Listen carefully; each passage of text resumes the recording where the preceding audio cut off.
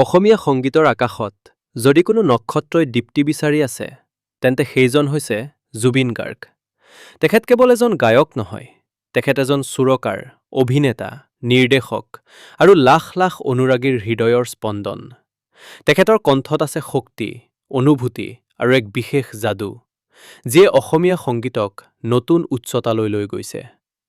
আজিৰ এই ভিডিঅ'টোত আমি আলোচনা কৰিম জুবিন গাৰ্গৰৰ জীৱন, তেখেতৰ সংগীত যাত্ৰা আৰু অসমীয়া সংস্কৃতিত তেখেতৰ অৱদান। ভিডিঅ'টো শেষলৈ চাই থাকিব, কাৰণ এই ৰচনাখনে আপোনাক তেখেতৰ জীৱনৰ এক নতুন দিশ চিনাব। আৰম্ভণি। এক যুগৰ সুৰধ্বনি। অসমীয়া সংগীতৰ ইতিহাসত যেতিয়া আমি আধুনিক যুগৰ কথা আলোচনা কৰোঁ, তেতিয়া এটা নাম অতি স্বাভাৱিকভাৱে আমাৰ মুখত উচ্চাৰিত হয়: জুবিন গাৰ্গ। তেওঁ কেৱল এজন শিল্পী নহয়, তেওঁ হৈছে এটা যুগৰ প্ৰতীক, এটা আন্দোলনৰ সুৰ, এটা প্ৰজন্মৰ আৱেগ।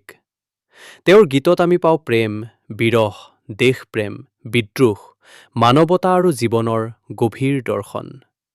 অসমৰ সংগীত সংস্কৃতিৰ ক্ষেত্ৰত জুবিন গাৰ্গৰ অৱদান এনেকুৱা যে তেওঁক বাদ দি আধুনিক অসমীয়া সংগীতৰ ইতিহাস লিখা অসম্ভৱ। তেওঁৰ কণ্ঠত আছে এক বিশেষ শক্তি, যি শক্তিয়ে মানুহৰ হৃদয় স্পৰ্শ কৰে, চিন্তাধাৰা জাগ্ৰত কৰে আৰু সমাজক সজাগ কৰি তোলে। পৰিচয় আৰু বহুমুখী প্ৰতিভা। জুবিন গাৰ্গ এজন বহুমুখী প্ৰতিভাৰ অধিকাৰী। তেওঁ কেৱল কণ্ঠশিল্পী নহয়, তেওঁ এজন দক্ষ সুৰকাৰ, গীতিকাৰ, সংগীত পৰিচালক, চলচ্চিত্ৰ প্ৰযোজক, অভিনেতা আৰু সমাজ সচেতন ব্যক্তি। তেওঁৰ শিল্পীসত্তা কেৱল গীত গোৱাত সীমাবদ্ধ নহয়, তেওঁ সংগীতৰ প্ৰতিটো ক্ষেত্ৰত নিজৰ স্বাক্ষৰ ৰাখিবলৈ সক্ষম হৈছে। অসমীয়া ভাষাৰ উপৰিও তেওঁ বঙালী আৰু হিন্দী ভাষাতো গীত গাইছে। এই বহুভাষিক দক্ষতাই তেওঁক জাতীয় পৰিচয়তো বিশেষ স্থান প্ৰদান কৰিছে। তেওঁ বহু বাদ্যযন্ত্ৰ বজাব পাৰে, যাৰ ফলত তেওঁৰ সংগীতত এক বিশেষ বৈচিত্ৰ্য দেখা যায়। জন্ম আৰু শৈশৱ। জুবিন গাৰ্গৰ জন্ম হৈছিল 1972 চনৰ 18 নৱেম্বৰত মেঘালয়ৰ তুৰাত। তেওঁৰ পিতৃ মোহিনী বৰঠাকুৰ এজন দণ্ডাধীশ আছিল আৰু মাতৃ ইলি বৰঠাকুৰ এগৰাকী সংগীতপ্ৰেমী গায়িকা আছিল। সংগীতময় পৰিয়ালত জন্ম লাভ কৰাৰ বাবে সৰুৰে পৰা সংগীতৰ সৈতে তেওঁৰ গভীৰ সম্পৰ্ক গঢ়ি উঠে। তেওঁ তিনিগৰাকী ভাই-ভনীৰ ভিতৰত জ্যেষ্ঠ আছিল। পৰিয়ালৰ সাংস্কৃতিক পৰিৱেশে তেওঁৰ শিল্পীসত্তা বিকাশত গুৰুত্বপূৰ্ণ ভূমিকা গ্ৰহণ কৰে। মাতৃৰ পৰা তেওঁ সংগীতৰ প্ৰথম পাঠ গ্ৰহণ কৰে। খুব সৰু বয়সতে তেওঁ গীত গাবলৈ আৰম্ভ কৰে আৰু সংগীতৰ প্ৰতি গভীৰ আকৰ্ষণ অনুভৱ কৰে।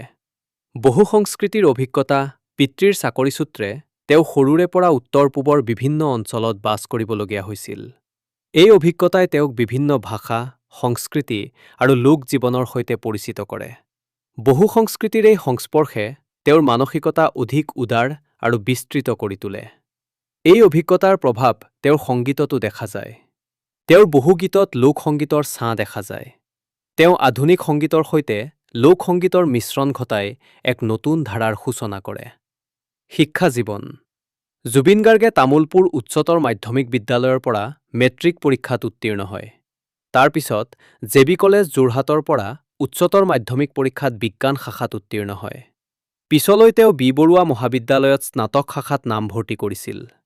কিন্তু সংগীতৰ প্ৰতি থকা গভীৰ আগ্ৰহ আৰু একাগ্ৰতাৰ বাবে তেওঁ পঢ়া আধাতে এৰি দিয়ে আৰু সম্পূৰ্ণভাৱে সংগীতক জীৱনৰ লক্ষ্য হিচাপে গ্ৰহণ কৰে। এই সিদ্ধান্ত সহজ নাছিল, কিন্তু নিজৰ স্বপ্ন আৰু লক্ষ্যৰ প্ৰতি থকা দৃঢ়তা তেওঁক সফলতাৰ পথত আগুৱাই লৈ যায়। সংগীত শিক্ষাৰ আৰম্ভণি। তেওঁৰ প্ৰথম গুৰু আছিল তেওঁৰ মাতৃ। মাতৃৰ ওচৰতে তেওঁ সংগীতৰ প্ৰাথমিক শিক্ষা লাভ কৰে। পিছলৈ তেওঁ পণ্ডিত ৰবীন বেনাৰ্জীৰ ওচৰত তবলাৰ শিক্ষা গ্ৰহণ কৰে। তেওঁ বহু বাদ্যযন্ত্ৰ বজাব পাৰে: তবলা, ঢোল, দুতুৰা, গীটাৰ, ড্ৰাম, হাৰমনিয়াম আদি। এই বহুমুখী দক্ষতাই তেওঁৰ সংগীতক অধিক সমৃদ্ধ কৰি তোলে। সংগীত তেওঁৰ বাবে কেৱল পেছা নহয়, ই আছিল সাধনা। তেওঁ সংগীতক হৃদয়ৰ পৰা গ্ৰহণ কৰিছিল আৰু সেয়াই তেওঁক আন শিল্পীৰ পৰা পৃথক কৰি তুলিছে। সংগীত জগতত আত্মপ্ৰকাশ। 1992 চনত অনামিকা এলবামৰ জৰিয়তে তেওঁ সংগীত জগতত আনুষ্ঠানিকভাৱে প্ৰৱেশ কৰে। এই এলবামেই তেওঁক অসমীয়া সংগীত জগতত জনপ্ৰিয় কৰি তোলে। এই সময়ছোৱাত অসমীয়া সংগীত জগতত নতুন ধাৰাৰ প্ৰয়োজন আছিল। জুবিন গাৰ্গে সেই নতুনত্ব আগবঢ়াইছিল। তেওঁৰ গীতত আধুনিকতা আৰু লোকসংগীতৰ এক সুন্দৰ সমন্বয় দেখা গৈছিল।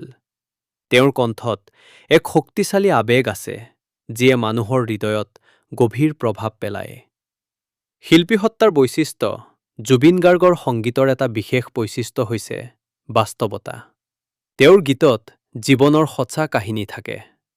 প্ৰেমৰ গীত হওক বা দেশ প্ৰেমৰ গীত, প্ৰতিটো গীতত তেওঁৰ হৃদয়ৰ গভীৰ অনুভূতি প্ৰকাশ কৰে। তেওঁ কেতিয়াও কৃত্ৰিমতাৰ আশ্ৰয় লোৱা নাই। তেওঁৰ গীতত মাটিৰ সুত থাকে, মানুহৰ বেদনা থাকে আৰু সমাজৰ সত্য প্ৰতিফলিত হয়। অনামিকাৰ পৰা আৰম্ভ হোৱা এক নতুন অধ্যায়।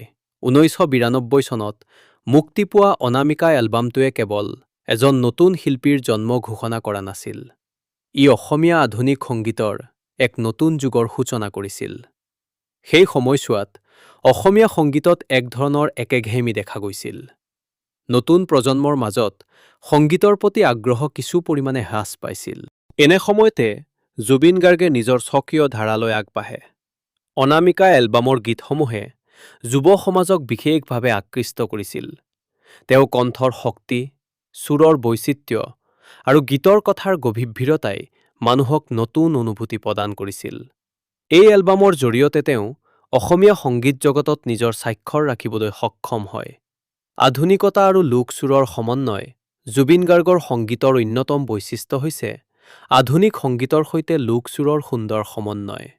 তেওঁ পশ্চিমীয়া বাদ্যযন্ত্ৰৰ ব্যৱহাৰৰ সৈতে অসমৰ লোকসংগীতৰ সুৰ মিলাই এক নতুন ধাৰাৰ সৃষ্টি কৰে। তেওঁৰ বহু গীতত দুতৰা, ঢোল আদিৰ সুৰৰ সৈতে গীটাৰ আৰু ড্ৰামৰ আধুনিক সুৰ একেলগে শুনিবলৈ পোৱা যায়।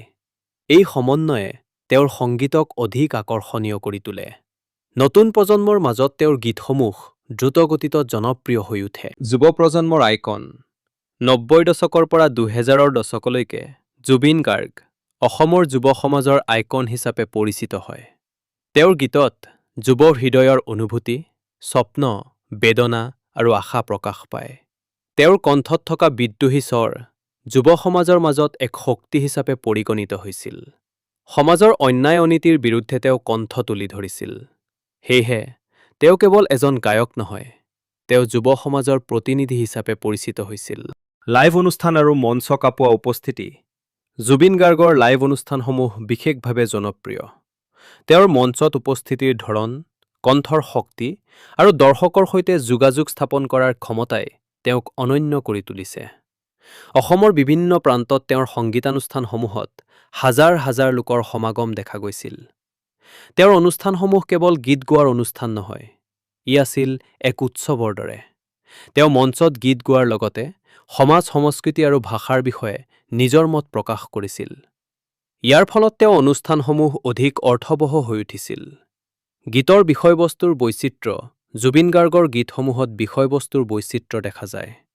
তেওঁ প্ৰেমৰ গীত গাইছে, দেশ প্ৰেমৰ গীত গাইছে, সামাজিক সমস্যাৰ ওপৰত গীত ৰচনা কৰিছে। প্ৰেমৰ গীতসমূহত থাকে কোমল অনুভূতি আৰু বিৰহৰ বেদনা। দেশ প্ৰেমৰ গীতসমূহত থাকে অসমৰ মাটি আৰু মানুহৰ প্ৰতি গভীৰ ভালপোৱা। সামাজিক গীতসমূহত থাকে অন্যায়ৰ বিৰুদ্ধে প্ৰতিবাদ আৰু সজাগতাৰ আহ্বান। এই বৈচিত্ৰ্যই তেওঁৰ সংগীতক সকলো বয়সৰ লোকৰ মাজত জনপ্ৰিয় কৰি তুলিছে। বহু বাদ্যযন্ত্ৰৰ জ্ঞান। জুবিন গাৰ্গ কেৱল গায়ক নহয়, তেওঁ বহু বাদ্যযন্ত্ৰ বজাব পাৰে। তবলা, ঢোল, দুতুৰা, গীটাৰ, ড্ৰাম, হাৰমনিয়াম আদি বাদ্যযন্ত্ৰত তেওঁৰ দক্ষতা আছে। এই দক্ষতাই তেওঁৰ সংগীত পৰিচালনাত বিশেষ সহায় কৰে। তেওঁ নিজে সুৰ সৃষ্টি কৰাৰ সময়ত বাদ্যযন্ত্ৰৰ সূক্ষ্ম দিশসমূহ বুজিবলৈ সক্ষম হয়। ফলস্বৰূপে তেওঁৰ সংগীত অধিক সমৃদ্ধ আৰু গভীৰ হয়। চলচ্চিত্ৰ সংগীতত প্ৰৱেশ। অসমীয়া চলচ্চিত্ৰ জগততো জুবিন গাৰ্গে গুৰুত্বপূৰ্ণ ভূমিকা পালন কৰিছে। তেওঁ বহু চলচ্চিত্ৰত গীত গাইছে আৰু সংগীত পৰিচালনা কৰিছে। চলচ্চিত্ৰৰ গীতসমূহে অসমীয়া সংগীতক অধিক বিস্তৃত দৰ্শকৰ মাজলৈ লৈ গৈছে। তেওঁৰ চলচ্চিত্ৰ সংগীতসমূহো অত্যন্ত জনপ্ৰিয় হৈছিল। তেওঁ কেৱল গীত গোৱা নহয়, তেওঁ অভিনয়, পৰিচালনা আৰু প্ৰযোজনাৰ ক্ষেত্ৰতো কাম কৰিছে। এই বহুমুখী প্ৰতিভাই তেওঁক এক সম্পূৰ্ণ শিল্পী হিচাপে প্ৰতিষ্ঠা কৰিছে। সন্মান আৰু স্বীকৃতি। জুবিন গাৰ্গে নিজৰ দীৰ্ঘ সংগীত যাত্ৰাত বহু সন্মান আৰু স্বীকৃতি লাভ কৰিছে। ৰাজ্যিক আৰু ৰাষ্ট্ৰীয় স্তৰত তেওঁ বহু বঁটা লাভ কৰিছে। এই সন্মানসমূহ তেওঁৰ শিল্পী সত্তাৰ স্বীকৃতি। কিন্তু তেওঁৰ বাবে সৰ্বশ্ৰেষ্ঠ সন্মান হৈছে জনতাৰ ভালপোৱা। অসমৰ লাখ লাখ মানুহে তেওঁক হৃদয়ত স্থান দিছে। এই জনপ্ৰিয়তাই তেওঁক অসমৰ অন্যতম শ্ৰেষ্ঠ শিল্পী হিচাপে প্ৰতিষ্ঠা কৰিছে। সংগীত বিপ্লৱৰ সূচনা। জুবিন গাৰ্গৰ আগমনে অসমীয়া সংগীতত এক বিপ্লৱ সৃষ্টি কৰিছিল। তেওঁৰ আগতে সংগীতৰ ধাৰা একেধৰণৰ আছিল, কিন্তু তেওঁ নতুন ধাৰা প্ৰৱৰ্তন কৰে। তেওঁৰ গীতসমূহে নতুন প্ৰজন্মক আকৃষ্ট কৰে আৰু অসমীয়া সংগীতক পুনৰ জীৱন্ত কৰি তোলে। বহু নতুন শিল্পীয়ে তেওঁৰ পৰা প্ৰেৰণা লৈ সংগীত জগতত আগবাঢ়ে। জুবিন গাৰ্গ অসমৰ এজন বিশিষ্ট শিল্পী, যিজনে সংগীত জগতত এক বিশেষ স্থান অধিকাৰ কৰিছে। তেখেতৰ সম্পূৰ্ণ নাম জুবিন বৰঠাকুৰ। 1972 চনৰ 18 নৱেম্বৰ তাৰিখে তেখেতৰ জন্ম হয়। শৈশৱৰে পৰা সংগীতৰ প্ৰতি তেখেতৰ গভীৰ আগ্ৰহ আছিল। তেখেতে বিভিন্ন বাদ্যযন্ত্ৰ বজাব পাৰে আৰু নিজেই গীত ৰচনা কৰে। জুবিন গাৰ্গে কেৱল অসমীয়াতেই নহয়, হিন্দী, বাংলা আদি ভাষাতো গীত গাইছে। তেখেতৰ কণ্ঠত এক বিশেষ আকৰ্ষণ আছে, যিয়ে শ্ৰোতাসকলক সহজেই আকৰ্ষিত কৰে। মায়াবিনী ৰাতি, অনামিকা, পাগলু আদি বহু জনপ্ৰিয় গীতে অসমীয়া সংগীতক এক নতুন ৰূপ দিছে। সংগীতৰ উপৰি তেখেতে চলচ্চিত্ৰ জগততো গুৰুত্বপূৰ্ণ ভূমিকা পালন কৰিছে।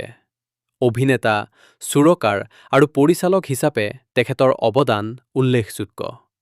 তেখেতৰ শিল্পী সত্তা, সাহস আৰু স্বকীয় ধাৰাৰাই অসমীয়া সংস্কৃতিক অধিক সমৃদ্ধ কৰিছে। আজিও জুবিন গাৰ্গ অসমৰ যুৱ প্ৰজন্মৰ বাবে এক অনুপ্ৰেৰণা। তেখেতৰ পৰিশ্ৰম, আত্মবিশ্বাস আৰু সংগীতৰ প্ৰতি নিষ্ঠাই তেখেতক সফলতাৰ শিখৰত উপনীত কৰিছে। জুবিন গাৰ্গ কেৱল এজন জনপ্ৰিয় গায়ক নহয়, তেখেত অসমীয়া সংস্কৃতি আৰু সংগীত জগতৰ এজন উজ্জ্বল নক্ষত্ৰ। তেখেতৰ সুৰ, কণ্ঠ আৰু শিল্পী সত্তাই লাখ লাখ মানুহৰ হৃদয় স্পৰ্শ কৰিছে। নিজৰ প্ৰতিভা আৰু কঠোৰ পৰিশ্ৰমৰ জৰিয়তে তেখেতে অসমীয়া সংগীতক বিশ্বৰ আগত চিনাকি কৰাইছে। জুবিন গাৰ্গৰ জীৱন আৰু কৰ্মই আমাক শিকায় যে আত্মবিশ্বাস, নিষ্ঠা আৰু অধ্যৱসায় থাকিলে মানুহে যিকোনো ক্ষেত্ৰত সফলতা লাভ কৰিব পাৰে। সেয়ে তেখেত আমাৰ বাবে এক অনুকৰণীয় ব্যক্তিত্ব আৰু প্ৰেৰণা।